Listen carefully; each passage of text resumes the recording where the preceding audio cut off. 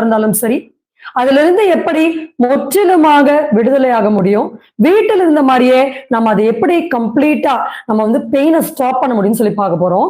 இந்த பெயின் பாத்தீங்கன்னா young age, அதாவது 35 வயசுல வரக்கூடிய பாடி பெயினா இருந்தாலும் சரி, இல்ல வயசானவங்களுக்கு வரக்கூடிய பாடி பெயினா இருந்தாலும் சரி, அதாவது ஆர்த்ரைட்டிஸ் காரணமா, ஹிஸ்டியோஆர்த்ரைட்டிஸ் காரணமா, கால்சியம் டெஃபிஷியன்சி காரணமா, இந்த மாதிரியான ஒரு வயது காரணமாக எலும்பு தேய்மானமாக இருந்தாலும் சரி, எப்படி வீட்டுல இருந்த மாதிரியே அதை கம்ப்ளீட்டா நம்ம ஸ்டாப் பண்ண முடியும் அப்படின்னு சொல்லிதான் இந்த பதிவுல பார்க்க போறோம். பொதுவா பாடி பெயின் இருந்தா எல்லாரும் பண்ணக்கூடிய விஷயம் என்ன அப்படின்னு நமக்கு தெரியும்.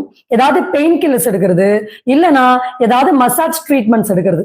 சோ நம்ம முதல்ல இந்த பாடி பெயின்ஸ்க்கான ரீசன் என்ன அப்படின்னு நம்ம ஃபர்ஸ்ட் தெரிஞ்சுக்கணும். அப்பதான் நம்மளால அதை கம்ப்ளீட்டா முற்றிலுமா கையாள முடியும்.